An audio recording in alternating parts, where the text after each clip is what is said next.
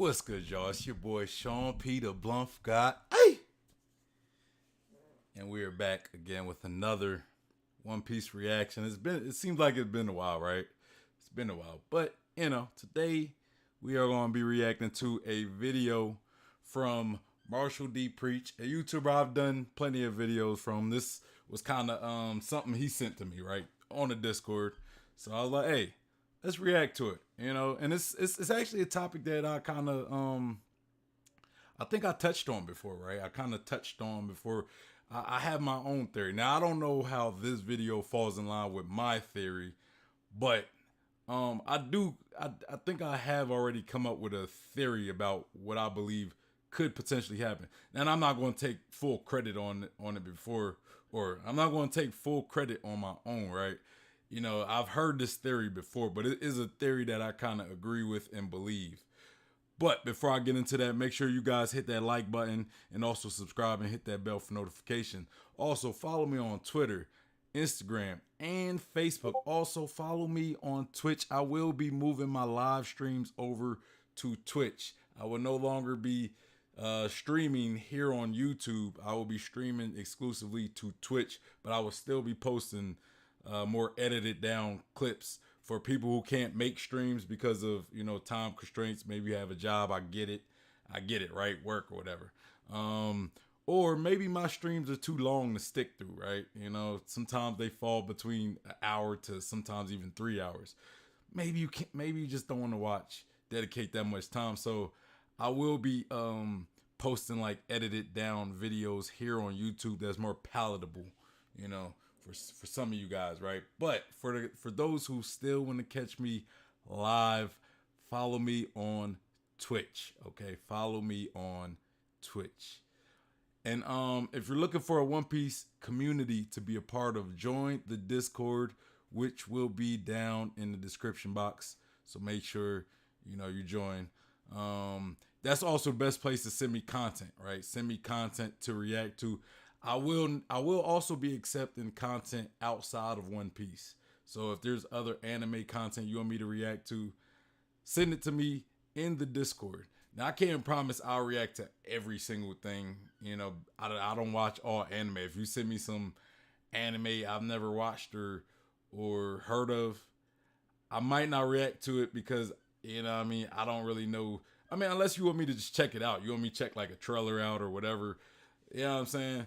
But if it's like some theory in the anime that I've never watched, I can't really even resonate with that theory enough to really watch it. So, but send it. You can still send it. I just can't promise I'll react to it.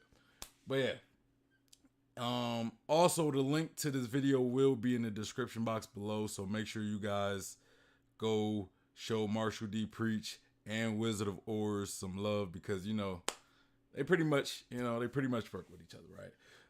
So let me check these comments. We got Angel in the building with the yo. Shout out to Angel. Was good with you.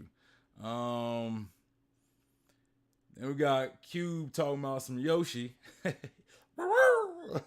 don't know if that was a Yoshi voice for Mario Yoshi. That's what I'm thinking. He said you gotta react the manga Ice Shield 21. It's goated, bro. Everything is goated, man. Everybody want me to react to some manga, bro. Like right now, I don't know if I'll ever get a chance to react to that. Right now, y'all see I'm reacting to Berserk. I want to react to I want to catch up the Solo Leveling. I think I might restart that and just to catch up with, right? And I also want to do One Punch Man. I kind of left off where season 2 stopped. So I think that would be a good play, especially since season 3 hasn't dropped yet. So I think starting off where season 2 dropped in the manga, I think when I do get the One Punch Man, that's what I might do. But yeah, and Solo Leveling, right? And there's other manga that people that I want to watch, like, or I want to read, like I might do Chainsaw Man. There's that. Or I might do the anime reaction. I don't know. But that's one anime that kind of caught my interest. It's another one. It's the boxer, which I think is a manhwa. I mean, I have like a backlog of manga that I need to read. You know what I mean? So I can't read everything, y'all. I'm one man, right? I'm one man working with a finite amount of time. I can't react to everything. You know what I'm saying? I can't react to everything. But, yeah, yeah. Maybe. You know, if I get enough people telling me to react to Eye Shield 20, what's it called? Eye Shield 21, maybe it could skip the line. I don't know. It's just I got so much stuff I gotta react to. Plus, One Piece is still going on, so you know what I mean. Uh, it's like I'm gonna have to sacrifice somewhere, right?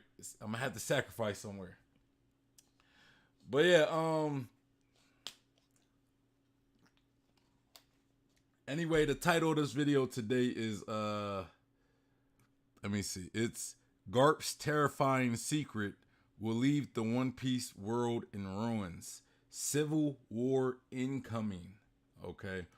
Now, as far as this terrifying secret that Garp has, I don't know what that's about, right? I don't really know what that's about. But I have mentioned Angel Room said Ippo. I know Angel would say that, bro. Angel would say that.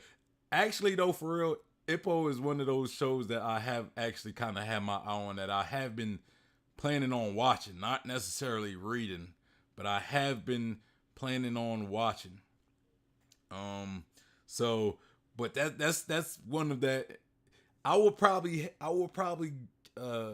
start Ippo before I start Eye Shield, because Ippo is definitely one of those that I have actually had my eye on, and that I actually kind of, and this probably been like for like over 2 years that I've been considering Ippo, right?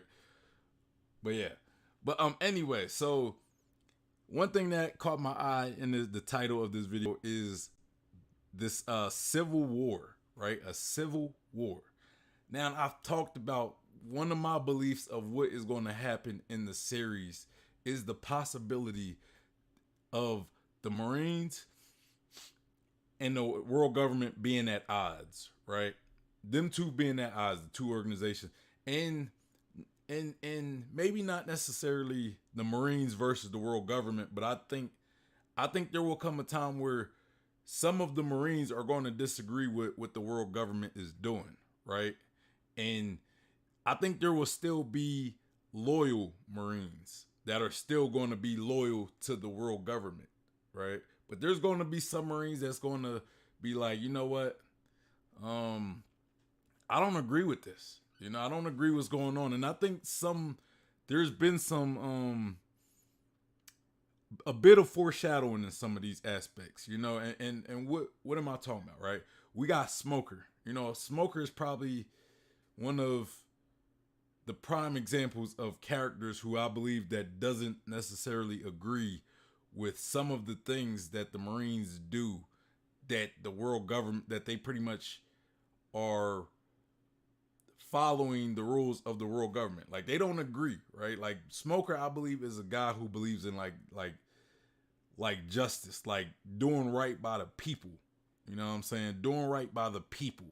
And I think Smoker's seen some of the injustices that the world government and the Marines kind of inflict on the people. You know what I mean? I'm shaking my desk and everything. Another person, Kobe, right? Kobe is friends with a pirate. He's friends with Luffy. So his view, kind of similar to Smoker as well. His view is like, I believe that pirates do good. Like, Kobe has seen Marines, like back in the beginning of the story where we see Captain Morgan, and Captain Morgan was not a great guy, right? He wasn't a great guy. He treated people bad. He treated citizens bad. But Kobe seen that pirates aren't necessarily the evil that the world government portrayed them to be, right? So I believe Kobe and Smoker, and even X Drake, right? X Drake has he's been around pirates, and he see that pirates not all of them are necessarily bad either. You know what I mean? Working undercover, and I'm pretty sure he's seen some stuff with some bad apples among the Marines. You know, um, another thing. Now, this one might be a little more of a stretch. A lot of people may not necessarily believe me on this, right? Akainu, Akainu. And it's hard to, I know it's hard for some people to accept this because Akainu killed Ace, right? Akainu killed Ace.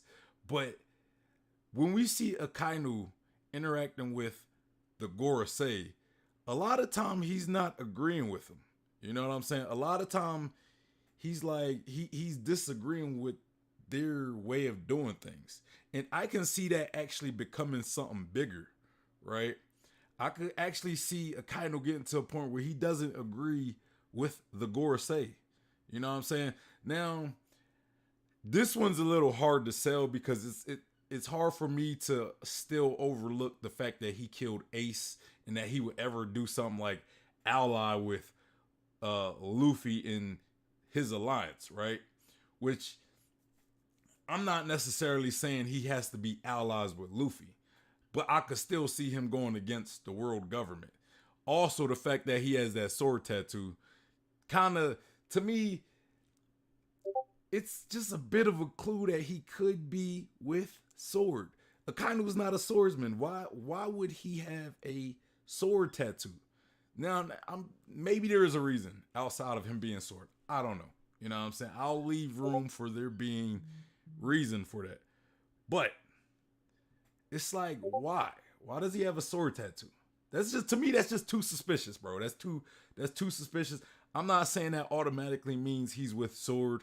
It's just, I feel as though sword could be an organization that because seeing how Akainu kind of doesn't agree with some of the Gorosei and the world government, I could see him potentially being part of sword or running sword just to do stuff behind the Gorosei's back. Now, again, another pushback I would say on that idea is the fact that Kobe is part of sword, right? Kobe is part of sword. X Drake is part of the sword, and Akainu tried to kill Kobe. So it's like, why would he be working with a guy he was ready to kill at one point?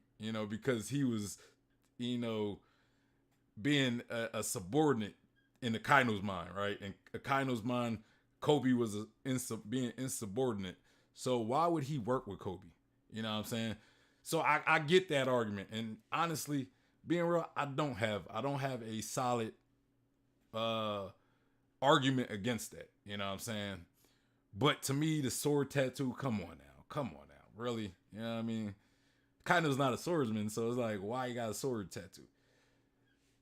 Not saying the Kainu can't wield a sword or use a sword, but he's not like a swordsman. He's not like Mihawk or Zoro. He's not carrying around a sword. He's not Fujitora carrying around a sword.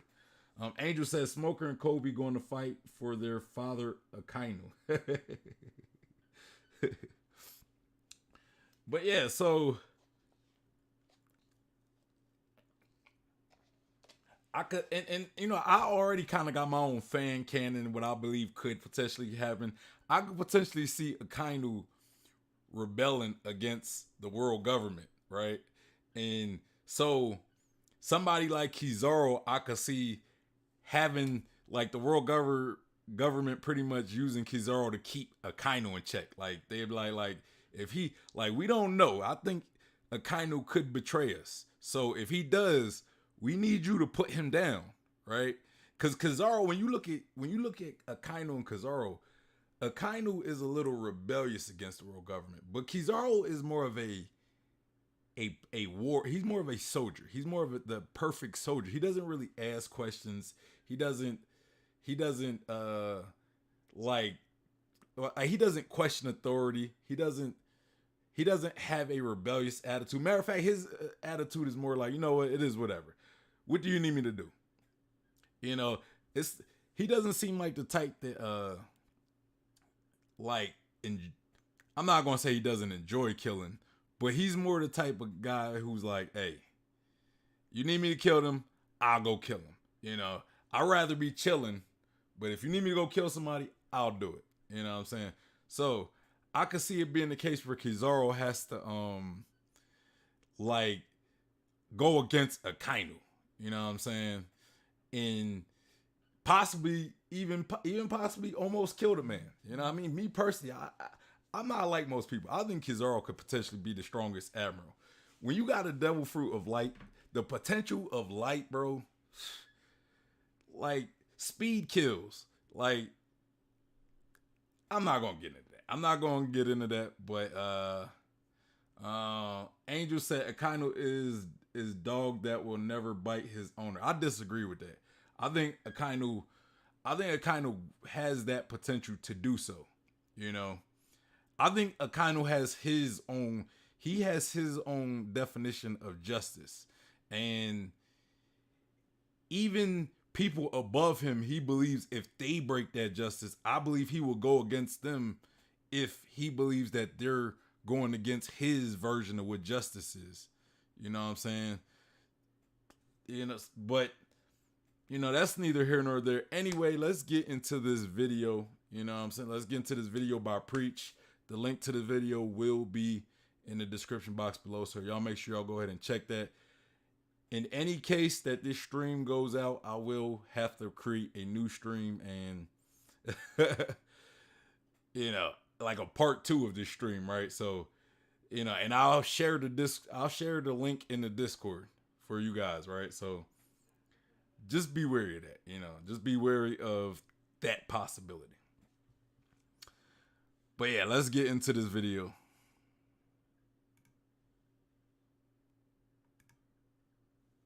What if I told you there was a civil war brewing within the One Piece world government? You just started a war. Two opposing sides being the celestial dragons who pull the strings from the shadows and their natural enemy, the hero of the Marines, Monkey D. Garp. Today we will discuss what Sword is, why Monkey D. Garp is the leader of this mysterious secret faction, and by the end, everything will come full circle as I tell you why a civil war is inevitable within the near future. Like, hold on. I also kind of want to put this little disclaimer, right? I also kind of want to say this about my thing with Akainu, right? Like, a lot of people, like, they look at Akainu and see everything he done, like killing Ace, tried to kill Kobe, and all that stuff. But what if Akainu was being that way in order to gain the trust of the world government, right? In order to make a change. Now, I'm not saying that's how it is. That's likely. I don't think that's likely. I'm just kind of throwing that possibility out there. I just kind of wanted to throw that out there. But what if he just kind of, like, him doing all that, him having to kill Ace, him looking like he's just straight ruthless against pirates? What if all that is just a facade to gain the trust of the world government, to get to the position that he got to, right, in order to make the change that he might really want? Like, all that show that we seen from Akainu, all that stuff could potentially be like a red. It could potentially be a red herring, right? It just makes us think one way of him when it was really just so he can gain the rank. You know what I'm saying? Because ultimately, I could see Akainu being so big on achieving his goal of changing the world government or the Marines from the inside that where he would do anything. You know what I mean? So just kind of throwing that out there. Let's go. Future of the One Piece story. But first, make sure you like the video as it really goes a long way to help support the channel and boost these videos in the algorithm. Now let's start out with everything we already know about Sword. Sword is a secret faction within the world government, a special force operation. During Wano, it is revealed that X Drake is a prominent member as he is infiltrating Wano with a mission that includes joining the leader of the Beast Pirates, Emperor Kaido. It was revealed that X Drake's true loyalty still remains to Sword and the world government, a marine undercover in disguise as a pirate. We even get to see him at the start of the new world intentionally going after Kaido, which proves this was part of his mission all along. And trust me, there is so much to dive into when it comes comes to X-Drake, including his relationship with Law. But first, the other prominent member revealed to be in Sword so far was Kobe. And one thing that I love when it comes to Kobe being in Sword is the I mean, I guess Law, like, now think about it, I can see Law knowing about Drake, right? Because they do have a history, right? And I think we talked about this in a different stream. I don't know if it was Preach that brought this up. But yeah, they had that history. They was on the same island when Law got the devil fruit. I think Drake's dad had the Opie No Me, and I think Doflamingo stole it, right? And then Corazon stole it from Doflamingo, if I remember correctly. But yeah, I think X Drake was on that island as well, and when you also think about it, you know, Corazon, you know what I'm saying? Corazon, like Law being around Corazon, he probably kind of knew some of the like secret. I don't know, but they do have history though. They do have history. possibility of foreshadowing for him being an undercover spy by Oda 900 chapters before. All the way back in chapter 7, there is a scene where we see Luffy punch Kobe after they defeated Axe-Hand Morgan. And Luffy does this so the Marines don't affiliate Kobe as a pirate. But the Marines still have their suspicions as Kobe is begging for a chance to join. A Marine says, "Lieutenant, I don't think it's a good idea. Pirates have been known to plant spies in the Marines." Now you might say there's a possible foreshadowing to Virgo or Corazon, but the way I look at it is Kobe was the very first character that Luffy meets on his journey. So I really do think Oda has always had an endgame plan for Kobe in some way. And with him Facts. Thank you. Preach. Thank you.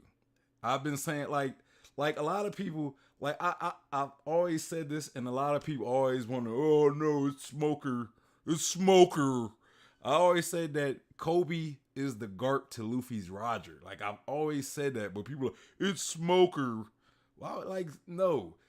Like when you look at Roger and Garp, right? They had a very unique friendship or relationship, you could say, right? Like Garp literally took in this man's son as his own grandson, right? They were like friends. They were rivals, yes. They were rivals as well, but they were friends. And they were friends and they were rivals. Take those two situations. Now a lot of people say Smoker because yeah, we had Smoker was relevant in the first half. The pre-time skip, Smoker was relevant. But when you look at the post-time skip, I think it's been kind of obvious that Smoker isn't as relevant as he once was. He's not as strong. Like he's not like pre-time skip. I would say he was stronger than Luffy. Post-time skip, he's kind of irrelevant as far as like competing with Luffy. Like he had trouble with Virgo, even though I think Virgo had his heart, so maybe that's kind of unfair. But still, like I don't think even if Virgo didn't have his heart, I don't know if Smoker would necessarily be competing with Virgo. But Kobe, we see Kobe, and Kobe is actually he's rising up the ranks. He's actually getting stronger, where Smoker is just kind of falling to the wayside for one, right? He just kind of falling to the wayside. So I could see a point where Kobe might actually, I'm not saying he's going to be stronger than Luffy or even as strong as Luffy, but he might actually be able to keep up with Luffy to some degree, right? So I think Kobe is going to be more of a rival to Luffy. And not only that, Kobe was literally the first character Luffy met on his journey. Like that, he met Kobe before he met Nami. He met Kobe before he met Zoro. Bro, he was literally the first guy. Like, like it's like we was introduced to Luffy. I think in the anime. I think the manga and the anime is different. But I think in the first episode when we finally meet Luffy, that's when he like busts out the barrel that Kobe pretty much like carries to the little cellar or whatever on Alvida's ship. If I might be wrong, yo. I might be wrong. Correct me if I'm wrong.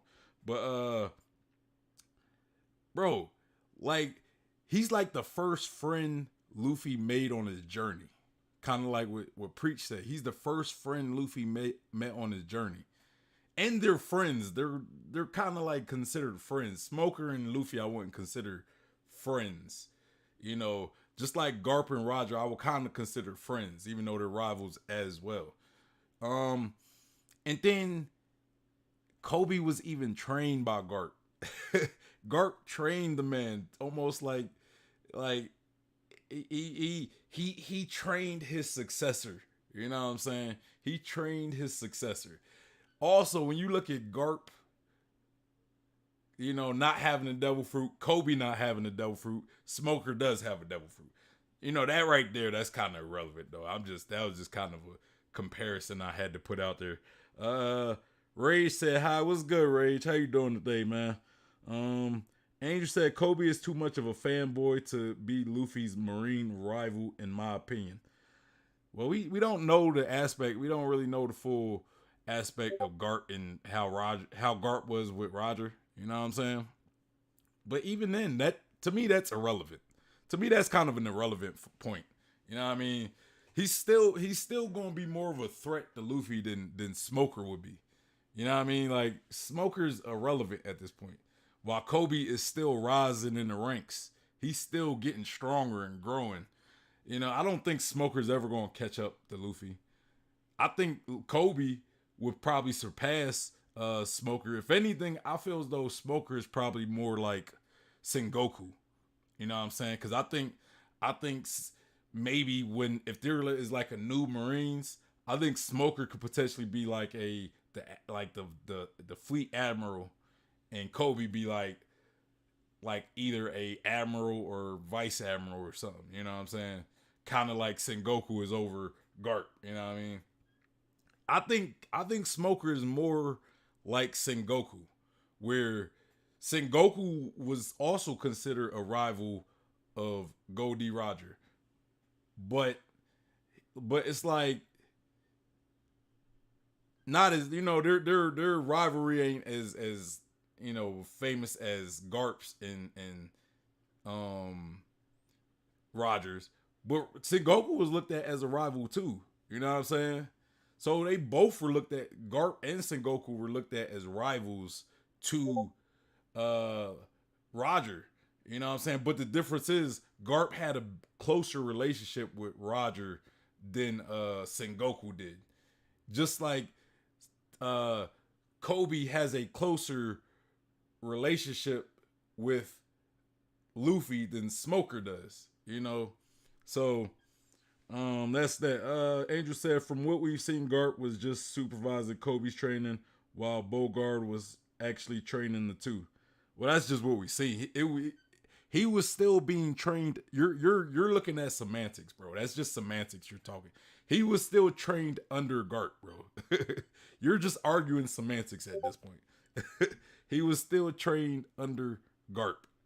Whether Garp overseen it or trained him himself, Garp was still pretty much like over Kobe's training. Garp could have easily said, "Look, no more training Kobe," and then Kobe wouldn't be getting trained anymore. Garp was in charge of Garp was in charge of Kobe's training at the end of the day. That's the only point. You know, you just like to pick on little semantics of that's Angel for you, man. I swear, Angel, man. I ain't mad at it, but I'm just saying, you just love semantics, bro. Let's continue.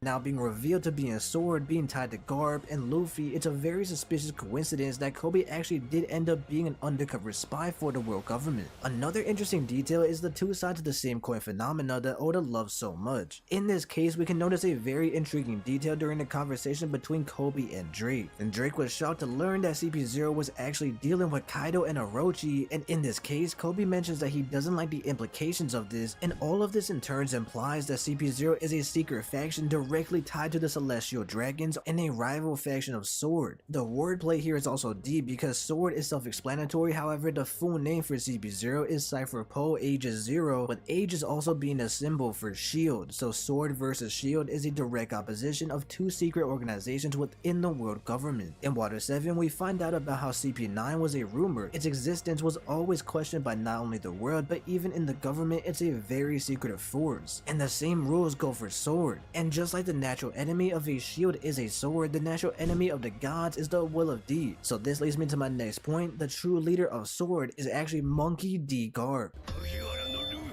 Garp having the will of D puts him in an interesting position as far as the hero of the Marines. He turned down the role. I don't know if I believe that Garp is the leader of Sword. I believe that Garp was he could have been like the founder of Sword, like the person who started it up. In that aspect, I agree. You know what I mean? Like, I think Garp probably started it. I think Garp at this point in his life, I think Garp is retired. You know what I'm saying? I think he's retired. I think he's done. I think he probably passed the leadership role to somebody more, like somebody younger and more capable, right? Possibly Aokiji, possibly Akainu. Now I know Akaino's kind of like, why would he do that? You know what I'm saying? So I think Aokiji probably makes more sense, especially if Garp was the founder of Sword. But if Garp isn't the founder, I think Akainu could potentially be the leader of Sword. But that's neither here nor there. You know, I don't know who's the leader. I'm just saying. I just don't think that Garp is still the leader. I think maybe at one point he probably was, but I think now he's like retired. I think he's really just kind of like, hey, I'm done. Because I think in order to be part of Sword and be an effective leader of Sword, I think you still have to be active in the Marines. You know what I'm saying? Because you got to know what's going on, right? So he could still be like an advisor or something. But if Garp, because Garp, from what we know, he retired from the Marines. So I think an effective leader of a secret organization such as Sword, I think it would be beneficial if the leader was still an active Marine, because that means they would still be in the know. They would know what's going on. All these things they could they could be there in like meetings, like secret meetings, and they could be like, you know what, look, here's what's going to happen. Here's what I need you guys to do. Y'all need to be placed here and there and there. So I don't think Garp is still like, he could have been the founder and previous leader, but I don't think he's the present leader of Sword, because I think he's retired. I think he's retired from anything. You know.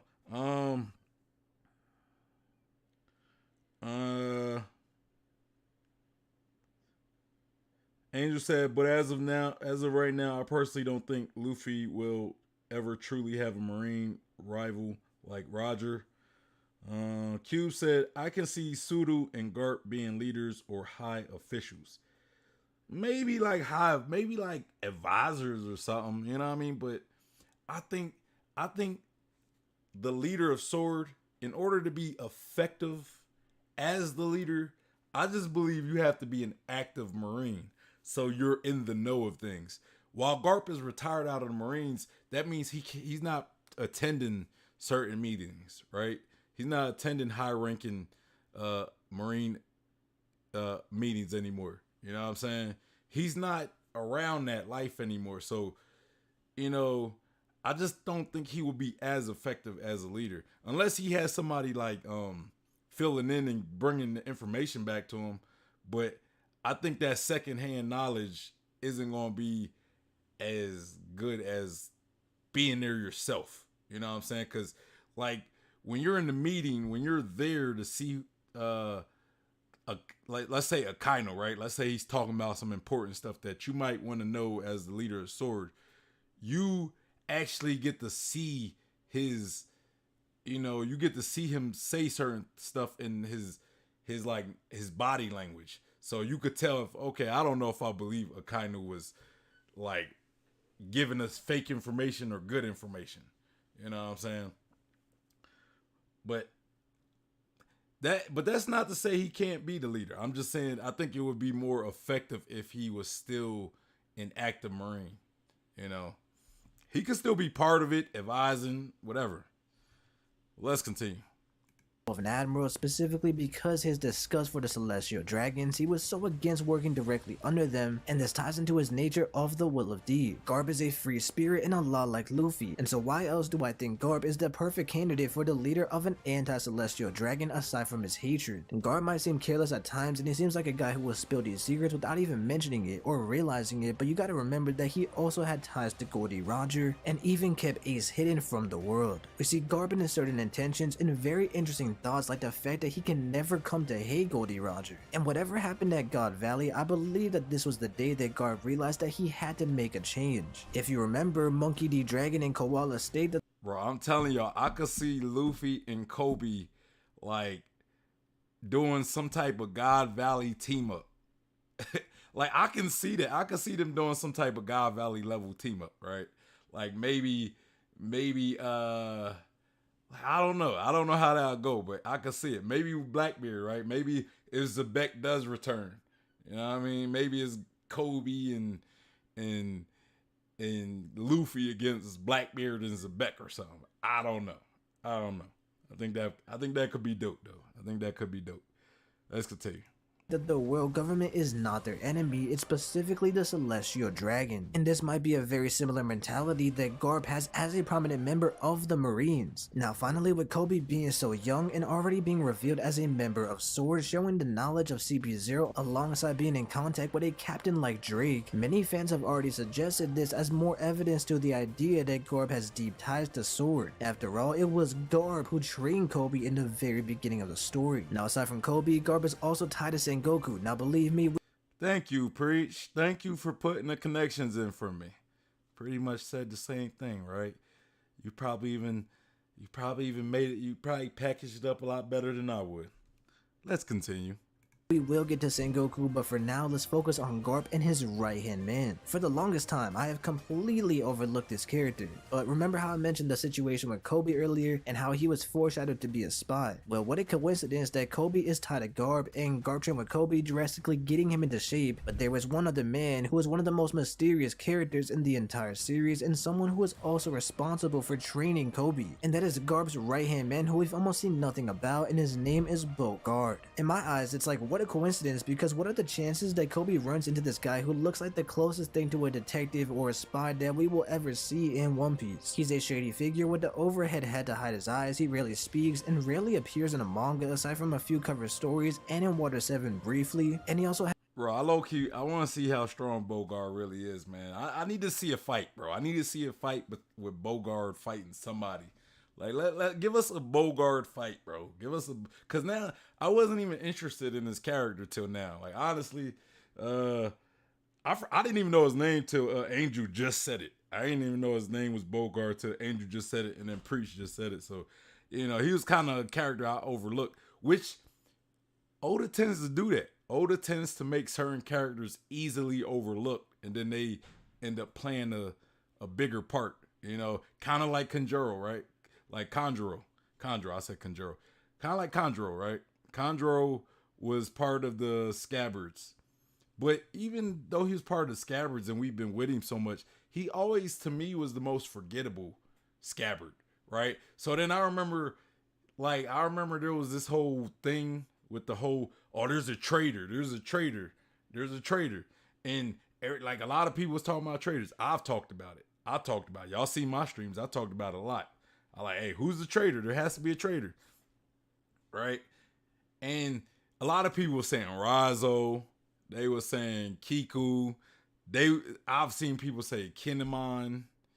Because Kinemon would have probably been impactful. Like, he was the last Scabbard you would probably think would be. Some people say Denjiro, but a lot of people like, well, Denjiro wasn't around to leak certain information. Like where Rizo's whereabouts were. You know what I'm saying? So, but Conjuro was the obvious person, but for me it was like I always overlooked him because he was always the most forgettable Scabbard, right? So that's why when his reveal happened, I enjoyed it. I don't know how y'all felt about Conjuro's betrayal, like the actual when he actually admitted. Some people probably like, oh, I knew that. I know there was like one YouTuber that did guess it though. He did guess it. But for me, I was like, bruh, I always overlook Chondro, so I don't even be thinking about him when I talk about who's a traitor.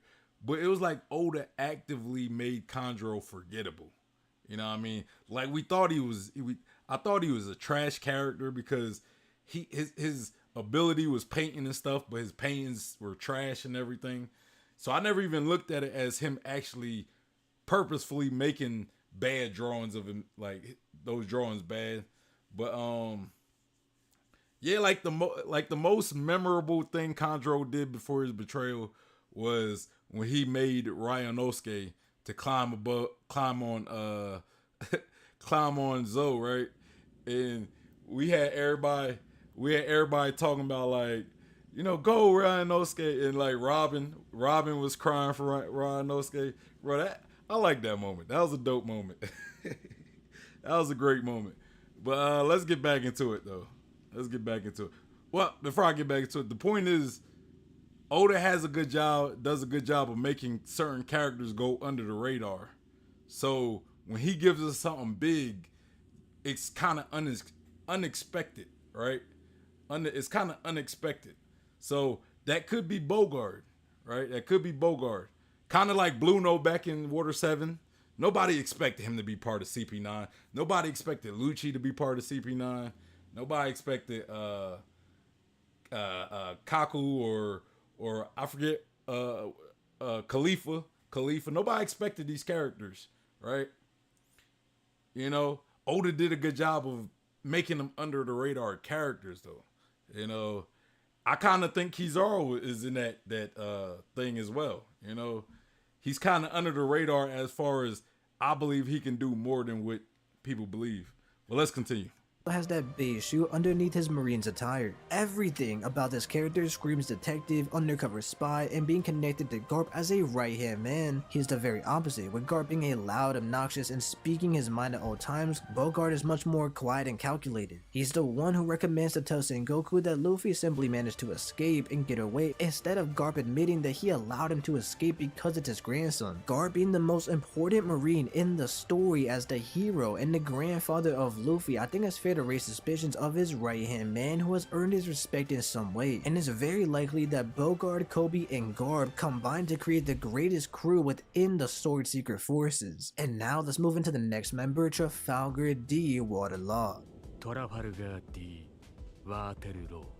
But before that, if you did enjoy the video so far, make sure you hit that like button and subscribe and hit that bell like Luffy and Skypiea. Now when it comes Trafalgar D. Waterloo. I can't say it like him, but I just like how he said that. Waterloo.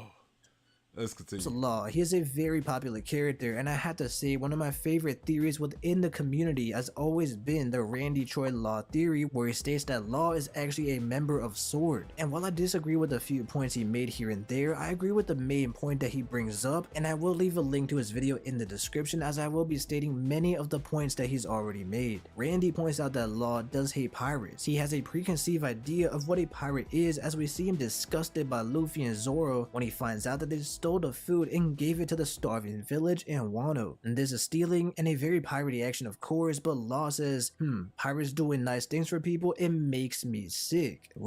It is kind of funny how Law, like, his name is Law, right? When we look at Law, you look at the law which usually coincides with like rules that a government create. Like, this is the law. These are the rules you must obey and follow that we created as the government, right? And his name is Law. You know what I'm saying? So, you know, mate, there could be something to it. It could be something to it. Forcing the time when Luffy and Law joined in Punk Hazard as they saved the children. And I would also like to add just how secretive Law really is. He leaves his crew for a decent amount of time to go to Punk Hazard, and he has a very tragic backstory, being influenced by Corazon after being groomed by Doflamingo's family in criminal activity. It's no wonder why he would have the prejudice against pirates after Doflamingo kills his own brother for infiltrating and hiding secrets as an undercover Marine who turned on him. Inheriting the will of Corazon, is very possible that Corazon himself was a member of Sword in the past, and he specifically opposed the Celestial Dragon's insane lifestyle and corrupt power, Pirates directly opposed a Marine to its core in the way of standing proud as a criminal when they... But I got a question. Okay, I got a question now. Cause so the idea is Corazon could have been a member of Sword as well, right? Which I'm actually not opposed to. I'm not actually not opposed to that idea. But Corazon worked directly under Sengoku. You know, Sengoku was like a father figure. And so if Corazon worked under, like, pretty much was like a father figure, or if Sengoku was a father figure to Corazon, and Sengoku also pretty much gave, like Corazon worked for Sengoku, and Corazon is part of Sword, would that also mean Sengoku is connected with Sword as well? Because it would be kind of odd that Corazon is, like, if Sengoku was not part of Sword and didn't even know what Sword was, but yet Corazon was able to work for both Sengoku and Sword without at least without Sengoku realizing. You know what I mean? Like I would feel as though Sengoku would probably start questioning, like, why is Corazon doing this over there when he's supposed to be doing this for me?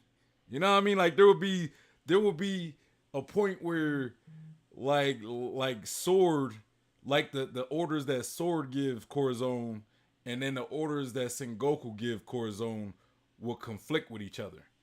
You know what I mean?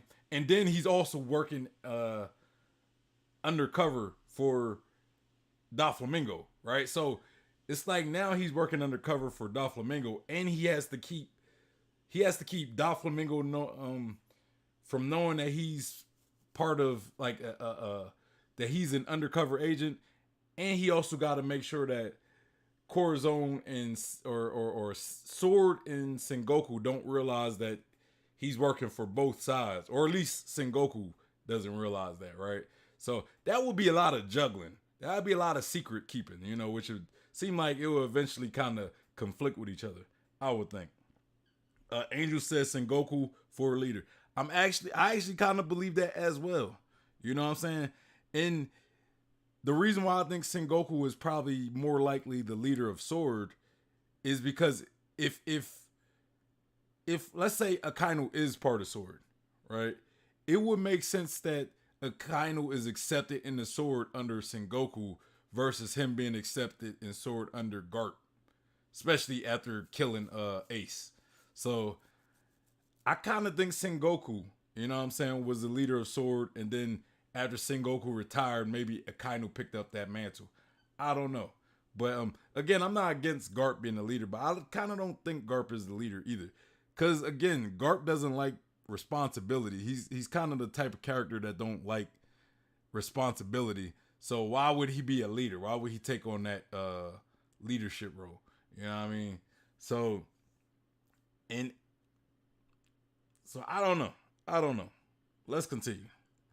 Raised their Jolly Roger. The big difference is the focus of freedom versus justice, but we can still see that even Garp respected Roger and couldn't come to hate him, and we might be seeing a similar situation between Luffy and Law. We have two Will of D members, we have Garp and Roger defeating the Rocks Pirates, and we have Luffy and Law defeating Kaido and Big Mom, who are remnants, former members of the Rocks crew. In a sense, history did repeat itself, and Sengoku and Garp hint at this, with Sengoku stating that you must know your history to predict the future when bringing up Wano and the Rocks Pirates. And Randy Choi points out that Law always planned to go after Kaido, and he also points out his relationship with X Drake. The very first time we see X Drake and Sabaody, we see him interfering with a clash between two pirates. As for Law, his introduction is shown with him smiling as he makes small talk with X Drake passing by. And this would be insane foreshadowing for Oda to show us in the very first introduction that Law is connected to Drake and knows him personally in his first interaction at Sabaody. In chapter 954, we see a scene where Law Law is captured by Hawkins, but he ultimately escapes. And you can see once again, maybe Drake and Law do have a history of sorts, and that Drake was the one who helped free Law. A shady figure is shown as Law says, "If letting me walk free is all part of your plot, then consider me a willing participant," furthermore insinuating that Law is part of the shady figure's overarching plot, with Drake being captain and infiltrating Kaido's forces since day one of the New World. You can see why this theory to this day still holds up. If we look ahead once again, we see Drake ultimately clash with CP0 in a fated encounter, and then in chapter 1052, when the raid is finally fully over, Hawkins is shown with Drake asking him if he's a Marine right before he apparently dies. Finally, did you know that Drake is actually shown in Law's flashback during the moment where Corazon dies? Now, since with Law, Randy Troy brings up that he inherited the will of Corazon, an undercover Marine posing as a pirate, it makes you wonder, what about the will that Corazon inherited from the beginning? And this is one of the points that I disagree personally with, because unlike Randy, I actually believe that Sengoku is tied to Sword as one of the founders with Garp, and this will matter towards the end when we discuss other characters that I believe are— I can agree with that. I can agree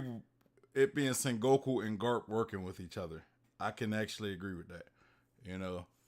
But like maybe Garp took more of the responsibility for Sword, right? Like, cause Sengoku was the leader of the Marines, so that means he had to put more of his focus and his time into running the Marines. So he probably couldn't always like do tasks for Sword or go to meetings, or he probably didn't have a lot of time for Sword like issues, you know what I'm saying? So that's where somebody like Garp could come in, because when you look at Garp, he has more time because he's only a vice admiral. You know what I mean? He's only a vice admiral. He doesn't, a lot of time Garp just does whatever he wants. So if he has more time available because he's not in a position like Sengoku or even an admiral, maybe on his time, like his time outside of doing Marine duties, or at least the Marine duties that the world see, right? That's when he's doing Sword business. So that could be a situation. Cube says Sengoku can be part. I see Suru being a leader if Garp or Sengoku are in it. Makes sense with clean devil fruit. I mean, I could also see Suru being part of it as well. I don't know about the leader. Maybe it could be the case, but it could be possible. It could be possible. And like, think about it, man. Remember Garp wanted to kill Akainu and Sengoku stopped him? Like, what if the real reason Sengoku stopped Garp is because it was like, look, you can't kill him because he's going to be the next leader of Sword in the Marines, and he's very important. You know what I'm saying? Like, what if it was some situation like that? Like, Akaino's kind of a wild card, right? Like, he works for Sword, but he doesn't always do things that Sword agrees with. You know what I'm saying? But I guess that's my own fan canon, just kind of really believing that Akainu could be potentially a part of Sword. So, but I'm gonna leave that alone. Let's continue. are in Sword, specifically Suru and Kuzan. There we go. If you look at Sengoku, he's always being tied to Garp in some way, shape, or form. If Garp is one of those founders of Sword, then we can look at Sengoku, who also has plenty of information within the government, being a more intellectual character as well. With Sengoku and Garp retiring around the same time, it makes you wonder, what about their endgame role and what will it be? Well, with them retiring after Marineford, it will give them time to focus on their true passion project known as Sword, with the final war coming close. And Whitebeard declaring the prophetic final war nearing, it's Sengoku who he says is afraid of this. And this might have been the moment when he realized that I mean, that could be the case as well, right? That could be the case, as maybe them retiring gives them more opportunity to focus on Sword matters. But like, my thing is, I would think that like it would benefit Sword to have someone in a position of power in the Marines. You know what I mean? I don't mean just like Kobe or Smoker. I mean somebody in a high position of power, like a vice, or not. I mean like an admiral or a fleet admiral. You know what I mean? Like either though, like that high, like someone high up. I think it would benefit Sword to have somebody who can somebody to have somebody in a position to of influence, of being in the know, right? So they could come back and report information like, okay, here's what the world government is planning to do, right? You know, like you need somebody in that position. Garp's not in that position no more. Sengoku's not in that position no more. Suru's not in that position anymore. So I would think somebody like Aokiji's not in that position either. You know, even though I think Aokiji could potentially be a member of Sword, Aokiji works because he's actually part of like a pirate crew now. You know, maybe not officially, but he's around pirates, so he could kind of learn what pirates are doing or what's going on in the pirate world, right? So you would need somebody in the know of what's going on in the marine world. So I would think you would want somebody in a position of power, somebody who can also affect like laws, maybe not laws, but you know, like somebody who could be like, okay, I think we should do this, right? Who has some influence. You know, I think that would be smart. So I don't think that would be Kizaru. Kizaru is too much of a soldier. And I think he's real loyal to the world government. So I don't think Kizaru will fit that. Aokiji's retired, right? Or he's out of the Marines. Fujitara, yeah, I could see Fujitara also being a member of the Sword. Fujitara is also kind of somebody who I believes in like justice for the people. So I could see Fujitara being in that situation. But Fujitara is also very new as well. He's also very new to the Marines. You know what I mean? So Green Bull, I don't think so. I think Green Bull is kind of like Kizaru in the sense where he's like he likes to appease his people above him, you know. So Akainu. I hate to say it, I think Akainu. I really do think Akainu could be a member of Sword. You know what I mean? And that's a hill I am willing to die on. If I'm wrong, hey, I'm wrong. I know it's very likely that I'm wrong, but if I'm right though, I don't want to hear nothing from y'all. If I'm right, I don't want to hear nothing from y'all. Y'all better give me my apologies. I'm like the guy that's betting against the team that the odds are for. You know what I'm saying? But let's continue. He wanted to put all his energy onto being on the right side of history, because we're talking about the man at the highest level of the Marines, someone who knows the corruption of the government firsthand. As the fleet admiral and not being able to fully command their army, Sengoku might have wanted to create a sword with Garp after reaching for the top and discovering the truth. We know that Sengoku specifically referred Kuzan for the position of fleet admiral, and once again we will get into Kuzan, but this might hint at him being against someone like Sakazuki and the Godose and the absolute justice extremism. Now the final straw for Sengoku was when Impel Down was covered up, when the Godose ordered to hide the events of the level 6 prisoners breaking out. When Blackbeard freed some of the most powerful— Y'all can't tell me this guy don't kind of look like Green Bull. Y'all can't tell me this guy don't kind of look like when Green Blackbeard Bull. Oh, I'm trying to see if I get a better shot of you. Godose ordered to hide the— I'm just saying, man. I'm just saying. I mean, this was pre-time skip. Remember, this was when Sengoku was in charge, right?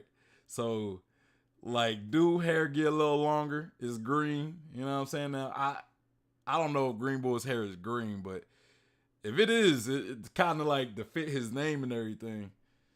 I'm just saying, man, it could be Green Bull, man. And I don't think Green Bull has sunglasses, but if you take them off, he kind of got like eyebrows, kind of like Green Bull.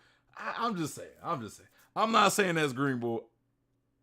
I'm just saying it's some similarities in my opinion. Yeah. events of the level 6 prisoners breaking out. When Blackbeard freed some of the most powerful criminals the world has ever seen, this was something that Sengoku wanted to warn the world about, but instead the Gorosei preferred not to risk the perception of fear throughout the world over their safety. And so now these two veterans are retired and getting more in touch with Sword now that they have the time, especially with Sengoku not being the fleet admiral anymore. We know how busy it could be. I could definitely see a scenario where he actually decided it was. Hold on. Angel says, wait, why do people think Sword is against the world government? I don't think it's like they're against him. Me personally, I don't think Sword's purpose is to be against the world government. I personally think that, like, what I think is, like, the world government has CP0, right? They have their own elite intelligence agency, you know what I'm saying, that works pretty much. It kind of steps on the Marines' toes. Like, the Marines, they have their job to police the world and everything. But CP0 is kind of like they work under the noses of the Marines. You know what I'm saying? For the world government. So for me, my thing is, I would think the Marines would have like their own secret agency so that they could work under the noses of the world government. And that's what I think the purpose of Sword is. You know what I mean? And I think ultimately, when we get at the end of the series, the Marines will have a divide. I believe that they will have a divide. There'll be the Marines that are loyal to the world government, and then there will be the Marines that disagree with what the world government does. And I think the Marines that disagree with what the world government does, a lot of those will be Sword members. So in a sense, it will be world government and the loyal Marines, and then it'll be Sword with working with the rebel Marines that want change, they're against the idea of some of the stuff that the world government allows. Kind of like Smoker. We see Smoker. He's seen what the world government's like system can do to like innocent people, right? He's seen how the Shichibukai system that the world government pretty much enlisted, I guess, how they can pretty much oppress countries of people, right? Like Smoker seen this firsthand. He also seen how like Punk Hazard, like all that. Well, even though that wasn't really the world government, that was Caesar acting independently. So I guess I can't really put that on the world government. But he's seen these things. Same with Kobe.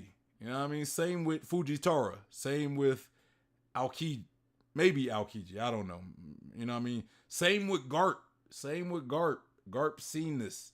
He doesn't like the Celestial Dragons because, you know, he doesn't like the Celestial Dragons. That's why he doesn't want to be Admiral, because he doesn't want to have to take orders from he doesn't want to have to answer to the Celestial Dragons. So we've seen Marines like almost have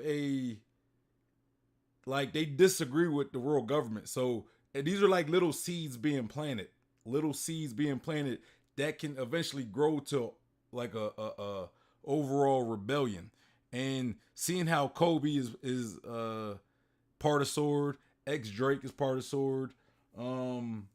It's easy to kind of connect that maybe Sword could be potentially a group that may eventually oppose the world government. You know, it's not that we think that their whole reasoning for existence is to be against the world government, you know. So, but let's continue.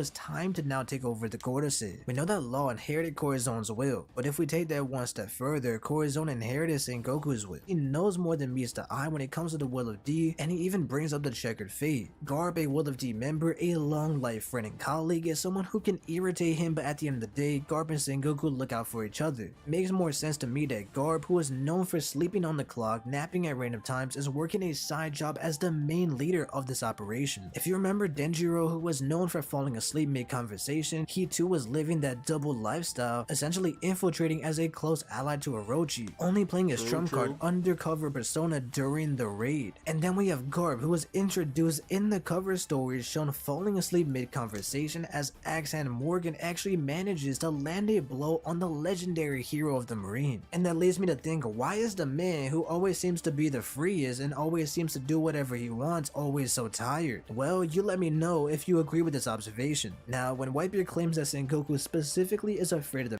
I mean, that is actually a good point, you know, but I don't know. It's hard to say that, though. It's hard for me to completely agree with that, because when we look at Garp and we look at Luffy, right? We look at Luffy being Garp's grandson, and Luffy having so many traits like Garp. Like, remember when they met each other and Garp was beating on Luffy, and then they both fell asleep at the same time? You know, it's like a personality trait to where they're just lazy, and, you know, sometimes they're liable to just fall asleep. They love food, stuff like that. So I kind of think that could be a personality trait, you know, especially since we've seen it in Luffy so many times. And Luffy is kind of like his granddad. So based on that, I'm more willing to say that it might be a personality trait. But, you know, the Denjiro explanation does kind of make sense as well. You know what I mean? But yeah, let's continue. The man who will carry on the will of the past generations and launch the final war. I believe this is a prophesized war that Sengoku, Whitebeard, Garp, many of the legends of the world know about, like even Kaido, Dragon, and Shanks. Sengoku may have been so conflicted as he heard from the Goda say that this war would destroy the entire world. As Sengoku's faith in these false gods continues to falter, he might have begun to understand that maybe destroying this corrupt world would not be such a bad thing after all. Now, my final point for Sengoku being in Sword actually relates to Kuzan. And once again, guys, like the video if you have not already. Aokiji. Aokiji Kuzan is a key part of this theory, because he is recommended by Sengoku specifically, and I'm also guessing by Garp, for the position of the Fleet Admiral as Sengoku steps down. This is extremely important when we consider the idea that Sengoku wanted him to continue the legacy of the Marines and point them in the right direction, while at the same time handing it over to someone that he trusts with a moral code and a strong sense of justice and a strong will. Interestingly enough, with Kuzan being so lazy, he turns this offer down, similar to how Garp, who he looks up to, refuses the offer of becoming an admiral, and Kuzan only steps up to the promotion when he realizes that Sakazuki is a violent and insane choice for the Fleet Admiral. This results in a legendary battle between the two, and eventually he loses and ends up leaving the Marines. He is now affiliated with Blackbeard, and the rest is history. Or is it? What if I told you that there is actually a lot more to this story? Similar to how Drake has been infiltrating Kaido, Kuzan is someone who looks up to Garp the most. Garp and Sengoku may have grabbed him to the side and said, listen, we're retiring, you're retiring, but there's another way we can counter the corruption at the top. Kuzan always followed in Garp's footsteps, and he trusts this man and his sense of justice, with Garp holding a personal grudge towards Sakazuki for killing Ace, and Sakazuki always being a clashing nature and opposing force to Kuzan. Thematically, ideologically, and narratively, Kuzan becomes a very interesting candidate for Sword if he is joining forces with Garp. Kuzan is a character who we have seen come to think deeply about the morality of certain events like the Buster Call, and where he makes a clear distinction that he is going against the slaughter of the innocent civilian lives. Another interesting detail is that Oda goes out of his way to point out that at some point Kuzan owed Garp for helping him in the past. What if Garp helped Kuzan after all hard to regain his faith in the Marines? After all, Kuzan's justice was shaken up to the core, changing his entire point of view. In Water 7, when he finally confronts Nico Robin, he is willing to go behind the scenes, break a few rules, and even help out some of the most sought out criminals. I believe Garp reassured Kuzan with his end goal dream being to take down the celestial dragons by using Sword as a way to maintain a marine and still believe in morality of doing the right thing above all. Kuzan is very mysteriously showing up to Punk Hazard, and this calls into question why was he actually there. Randy Troy also brought up in his video the Angel said, didn't Oda say Luffy, Ace, and Garp have a sleeping disorder, narcolepsy? I don't know. Yeah, I couldn't tell you. I don't remember if he said that or not. I mean, I would say that's probably the case, because I mean, Luffy can sleep, you know, and I believe Garp does that, but I don't know. I don't remember Oda ever like clearly stating that, but I'd believe it if I believe it. That's probably the case. Let's continue. Possibility that Kuzan was going to meet with Law or discuss a private sword related matter, and this Law Kuzan meeting actually does make some sense because Smoker is shocked to see Kuzan at Punk Hazard and asks how he knew that he was there. It's possible that Law got information out to Sword that Smoker was at Punk Hazard, either that or Kuzan is lying about going there to see him, and then it still makes you question why he showed up in the first place, which in this case was once again to see Law. With Law having black market connections to Caesar and Doflamingo before taking them down, I find it interesting to wonder if Kuzan also has connections of his own with Dragon, Blackbeard, or someone else entirely. I would also like to add how perfect Kuzan is to use as a transporter of information. Without a ship, he travels around the Grand Line on a bike by himself, and if he brings information to someone like Sword, he will not be intercepted through a snail. And at the very end of the Punk Hazard arc, Kuzan leaves and tells everyone to keep it a secret that he showed up. Again, very suspicious. And this interaction between Kuzan and Smoke. Let me ask y'all something in the chat. Or in the comments. If you're watching this later, put this in the comments. Who do y'all think, like, how do y'all think that fight would have went against Doflamingo and Aokiji? Like, how do y'all, now I think most people would probably say Aokiji would win.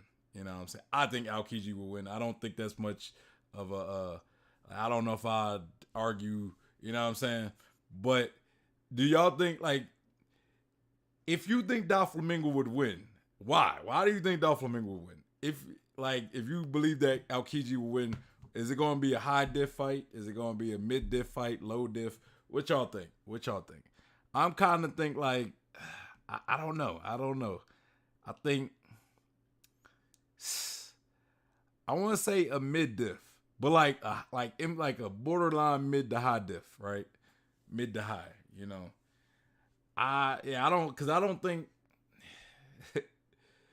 just looking at the fact that, like, I think admirals are still much of a threat to, like, Luffy. Like, I think if Luffy fought an admiral right now, I think he would have a tough time. You know, even against somebody like Aokiji, right? I think he would have a tough time. But plus we seen, like, admirals fight first commanders. And Doflamingo kind of showed that he's kind of below Yonko commander level. You know, I think Cracker would probably beat Doflamingo, personally. You know what I'm saying? I don't think Cracker's beating Aokiji, though, or any other commander. You know what I mean? Or I would say Cracker would probably high diff Doflamingo. Like, it would be a tough fight, but I think Cracker could pull it through.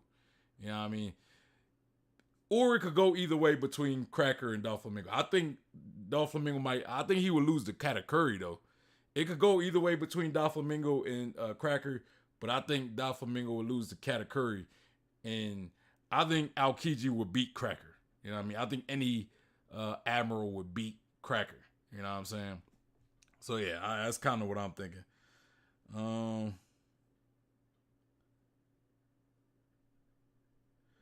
Angel said, wait, wasn't Aokiji one of the people watching Caesar live stream about his new weapon? I don't remember. I do know what you're talking about, but I don't remember. And then Angel said, I'm pretty sure Aokiji was one of the black market people watching it live. It's possible. I don't know. I couldn't say. I have to go back and look at those scenes.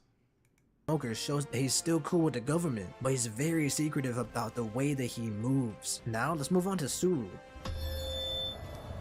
Personally, I don't believe that you can separate Garp, Sengoku, and Suru. So if you believe that two of them are in Sword, I think you have to throw in the other one. Suru could also be the third and final original founder alongside her close friends. They're all so close, in fact, that Garp and Sengoku are the only ones to call her Suru-chan. And during Marineford, we see the three of them are sitting at the top analyzing the battle. Suru is all about clean justice. She's knowledgeable and possibly the most intelligent of the three. And all I know is that great cleansings might sound sound clean, but in reality, they might be the dirtiest little secret that the government is trying to hide. Sudo, after learning about these certain taboos from Garp and Goku, maybe from the Rocks incident, may have come to the conclusion that the Gorosei must be overthrown. Luckily, having such powerful allies that she trusts and having the ambition to see this vision come through places her perfectly as a main member of the secret faction opposing CP0. First, we see her long history with Doflamingo, and for years, Sudo was going back and forth, facing off against his criminal family. There seems to be somewhat of a feuding respect between the two, with Doflamingo stating that he can never best her, and you can imagine how frustrated she may have been all this time with Doflamingo becoming a warlord. At this point, their history is put to rest. With Sudo being a part of Sword though, it could explain why she is still so adamant when going after a former celestial dragon and a criminal mastermind. Remember that CP0 was involved at Dressrosa, and they were also in deals when it comes to the weapons. And the celestial dragons also keeping their distance from Doflamingo, with him having leverage over them, could have been another interesting detail, because Sudo shows that she disagrees with the corruption of the Gorosei and Doflamingo going hand in hand, but you could tell that she was always planning on taking him down up until the very end of Dressrosa. Now, I know many have speculated that Fujitora is also a part of Sword, and while it's possible, I do have to disagree. Although when it comes to the final war, similarly to Smoker, Fujitora could potentially ally with Sword or join the organization in the near future. Now, Yeah, I agree with that. I don't know if Fujitora at the moment is part of Sword, or like I think he will a lot. Like if there is a split in a civil war, I believe that Fujitora would ally with the Sword. You know, the Marines that ally with Sword. You know what I'm saying? Like the Marines that want reform, right? I think Fujitora will ally with them. Andrew said after rewatching the scene, it seems to imply that he was watching the stream and Smoker was judging him. Yeah, I don't know. I don't know, man. I don't know. Let's continue. But if you say so, I don't know though. Now this all leads to why is this so important? Well, what if I told you that we are close to witnessing a civil war within the world government?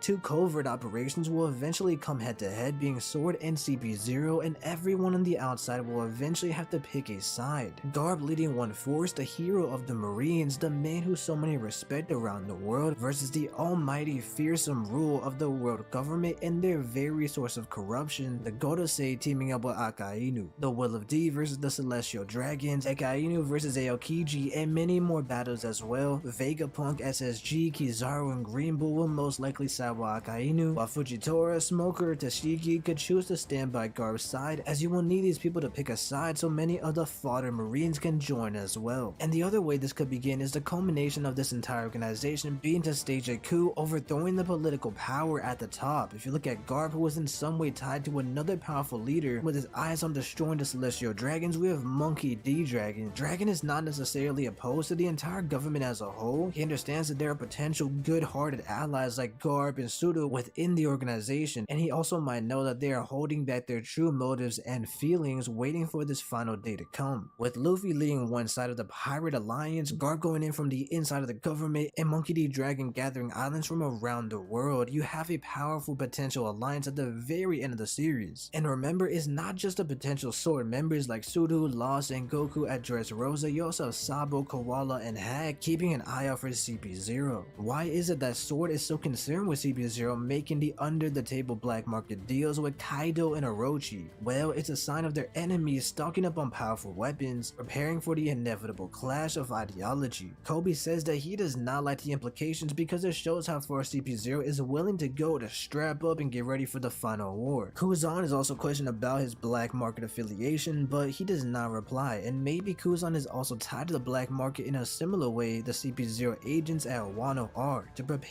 There you go, Andrew. He just talked about Kuzan being part of the black market. There you go. Prepare for war by acquiring weapons in secrecy. Another important question to ask is, how does a civil war start? And the reality is that there are many signs of potential civil wars. A difference in ideology and morality, and more importantly, fear on the Gorosei side. The Celestial Dragons have ruled for centuries, destroying and revising history, committing great cleansings, and commanding from the shadows, maintaining power and balance. This is why the Whitebeard quote before his death is actually so important, bringing up the fear the world government has for an even bigger war after the One Piece is found. In chapter 908, we see one of the Gorosei state that the world equilibrium cannot be maintained forever. The time has come for a great cleansing. And with this, they're essentially saying we've been trying to pretend to be the nice guys this entire time, but it's really about to get wicked, so it's time to show how nasty we can get. It's starting to seem like the Gorosei are beginning to actually become fearful of losing their balance of the world and the power that they have maintained for so long. Another sign of potential civil war is, like I mentioned earlier, with the ambition from Garp, Sengoku, Suru, Aokiji, and many others to change this system from the inside. They have witnessed more than everyone how corrupt it can truly be, knowing secrets that not many in the outside world could even process. And these members could potentially expose everything. What they stand against is to change who calls the shots, removing the celestial dragons from power, and who better than Garp, Sengoku, and Kuzan to bring other marines who look up to them and realize that these people are fighting for true justice. Garp still plans to keep an eye on the Yonko as well, because once the civil war begins, other powerful pirates with fleets and military might could see it as an opportunity to overthrow the government altogether. So let me know what you agree with, what you disagree with in the comments. Subscribe if you did enjoy the theory, and click on. Alright, man, that's the video. I'ma like the video.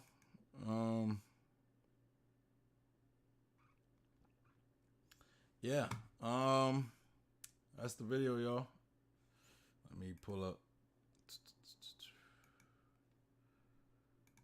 All right, so yeah. All right, so possible civil war. I agree. I do feel as though there is definitely something brewing among the world government and the Marines. Something that could possibly split the organizations in half. I think there will be some Marines that are going to remain loyal to the world government, but then I think there's going to be some Marines that they're going to disagree with how the world government is doing things. Maybe it might be an event, right? Like we talk about this great cleansing, right? We talked about it before. There's videos out there, theories and everything. I think the Gorosei even said it themselves about a great cleansing. So if they do act on it, there probably will be some Marines that are going to disagree with it. You know what I'm saying? So maybe Sword already kind of is aware of this great cleansing that the world government is talking about. You know, there could even be like some people in the world government that disagree with what the world government is doing that might join the rebellious Marines. Like, you know, I think there's a theory out there that there's a Gorosei member that could be a traitor. If that is the case, maybe he might end up working with Sword, or maybe he's already working with Sword. You know, I don't know if I would believe that though. I think the Gorosei is probably very airtight, right? I think they're probably all very loyal. So I don't think that's the case. If they weren't, you know, I think maybe Eames' identity might be, you know, people would know about that possibly. Now, maybe that could be the case. Maybe Sword does have intel on Eam, right? But maybe they don't want to give that information out, because if they do, then that will put whoever's the undercover Gorosei member, it could put him in danger. You know what I'm saying? So that could be the case. I don't know if I will go that far just yet. I haven't seen anything that make me think that's the case. I know there was a video I did with I forgot who it was.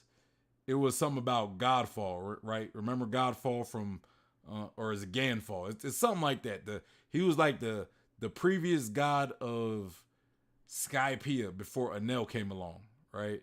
And so it was maybe a couple months ago I reacted to it. The theory is he's supposedly a brother of the Gorosei member that has the long white beard, right? And I think he has a mustache as well.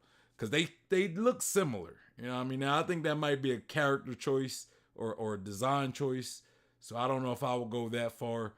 But yeah, but they do look similar. So the theory is that they are related, and he could potentially be the traitor among the Gorosei, because you know him and his brother, and he might disagree with some of the things the Gorosei and Eam, some of the things that they pretty much order. You know what I'm saying? Some of the orders that they give, right?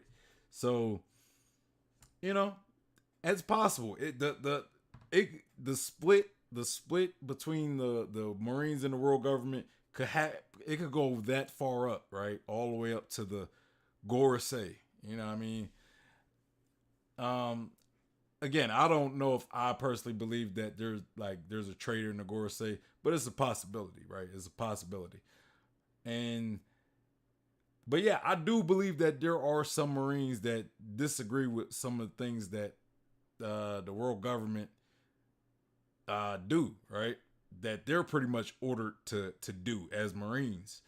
So I could see some Marines wanting some change. You know, some Marines like Smoker, Kobe, some ex-Marines like Garp, Sengoku, Akainu. You know what I mean? Maybe Akainu. You know, I'm just throwing that up there, not saying that's the case, but possibly, right? Possibly.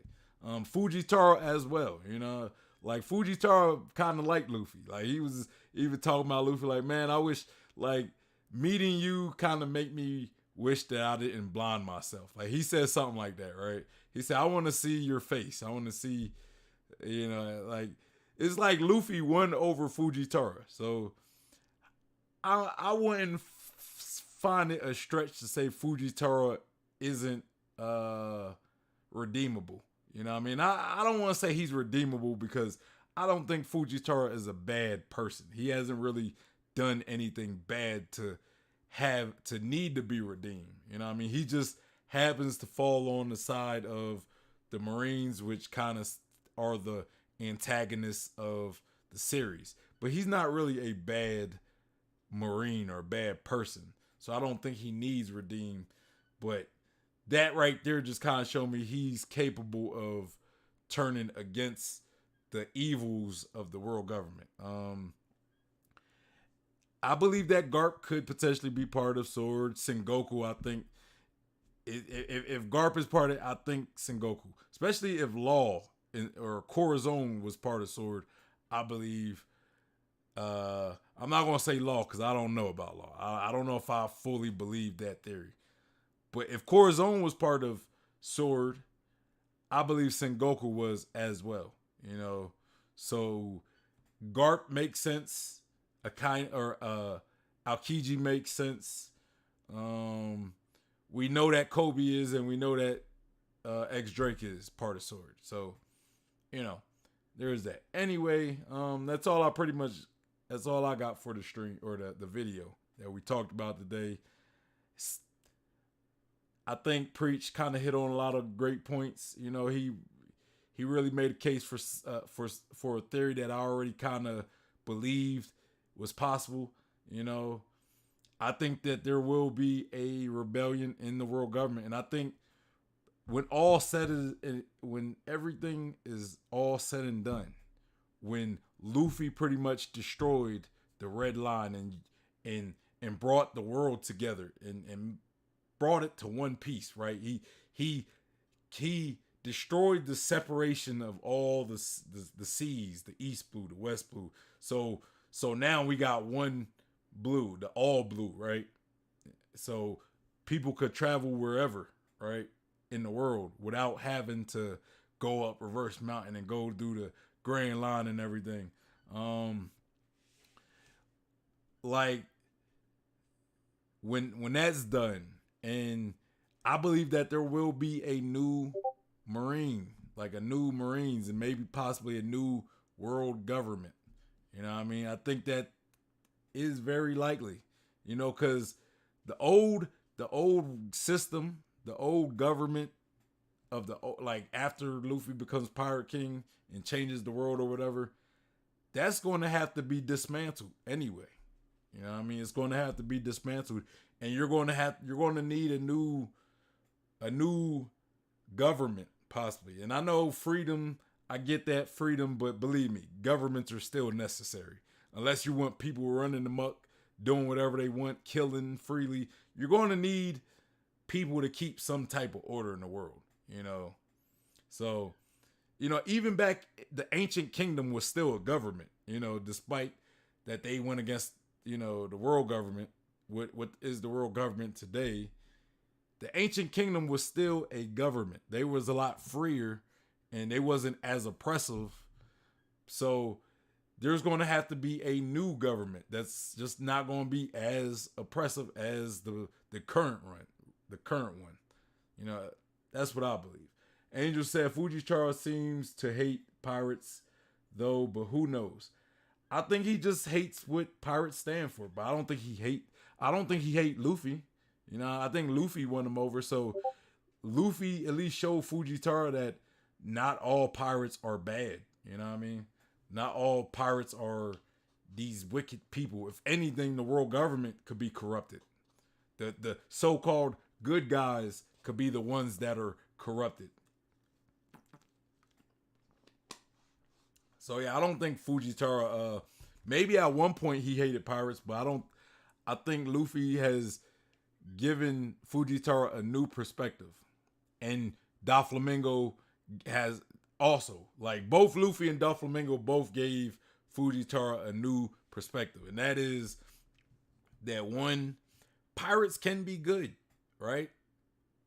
And then from Doflamingo, what Doflamingo did was show that the world government system can be flawed and it can be corrupted and exploited, because ultimately the world government is who commissioned the warlords, and the world government allowed Doflamingo to get away with doing what he's been doing. You know, Smoker seen that too. Like Smoker seen that in Alabasta. Fujitora seen that in Dressrosa. Well, not literally seen it, because I mean the man's blind, but but he witnessed it, right? He witnessed it. So, but yeah, I think that's going to be the case right there. So, yeah, y'all, that's pretty much all I got, right? That's all I got in the video. Y'all make sure y'all go show Marshall D. Preach some love. Go show his channel some love. The link to this video will be in the description box, so y'all go to the original video, like it. Maybe think about giving him a subscription. Make sure you hit that like button on your way out, guys. Also, subscribe if you haven't already, and hit that bell for notifications. Follow me on Instagram, Twitter, and Facebook, and also follow me on Twitch. I will be moving my Twitch over to, or my live streams over to Twitch. I like live streaming on Twitch because the platform is better for live streaming. But if you don't, if you can't catch my streams, I will still be posting content here on YouTube from my streams for people who don't got the time to watch a long stream, or they just can't make the streams because timing constraints. You got a job, I'm streaming, I get it. So, but still, go follow me on Twitch, especially if you want to still continue to catch my live streams. Also, if you're looking for a One Piece community to be a part of, we have the Discord, which is going to be the best place to reach out to me and to send me content. All right, send me content. We also have the One Piece Facebook group, so make sure you guys join that as well. I will be making the full switch over from YouTube to Twitch with my live streaming this Sunday for the upcoming chapter 1054, I think. 1054. Anyway, y'all, it's your boy Sean Peter Blumfcott, and I'm out of here. Y'all have a good evening, and thanks, Andrew, for the great stream. Appreciate it. Peace. On tomorrow, we will be doing another Berserk read through, so be here to catch me on that. Peace.